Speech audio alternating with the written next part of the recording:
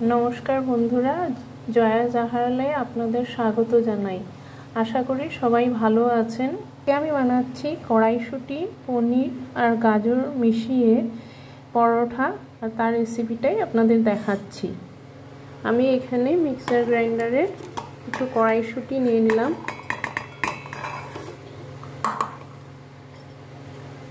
এখানে নিয়েছি আদা, 2-3 কোয়া রসুন, 6-7টা কাঁচা লঙ্কা, একটু ধনে পাতা।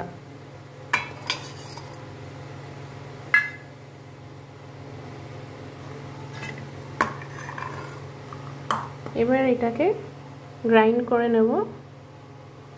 যে আমার এখানে মটরশুঁটিটা গ্রাইন্ড করা হয়ে গেছে। দেখুন এখানে আমি পনির আর গাজরকে একসাথে গ্রেট করে নিয়েছি, আর এখানে আটা ময়দা মিশিয়ে নিয়েছি। কড়াইটা বসিয়ে দিয়েছি, কড়াইতে তেল দিয়ে দিলাম, কড়া গরম হয়ে গেছে, তেল দিয়ে দিলাম।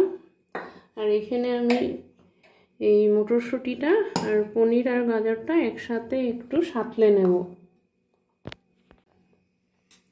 তেল গরম হয়ে গেছে,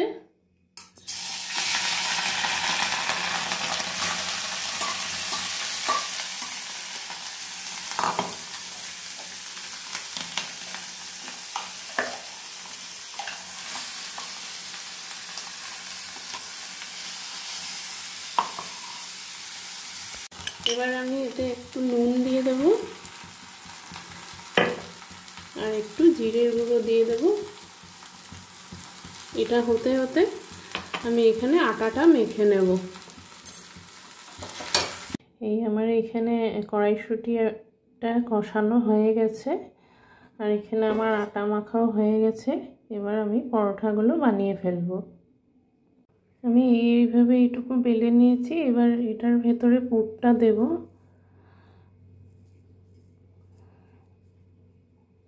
আমি এক হাতে ক্যামেরা ধরে কাজ করছি বলে আমার একটু অসুবিধা হচ্ছে, তো পুরটা এটাকে বন্ধ করাটা আমি ঠিক ভিডিওটা দেখাতে পারবো না, তো এইভাবে এটাকে বন্ধ করে নিয়ে রুটিটা বেলে নেব। পরোটাটা বেলা হয়ে গেছে, দেখুন মোটামুটি কড়াইশুঁটি পনির গাজরের পুরটা পুরোপুরি ইয়েতে লেগে গেছে, মানে ছড়িয়েছে। এবার এটা আমি তাওয়াতে দিয়ে দিচ্ছি।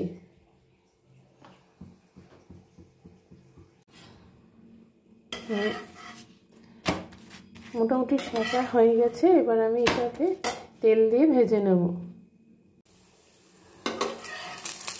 তেল দিয়ে দিয়েছি, এবার পরোটাটা ভালো করে ভেজে নেব।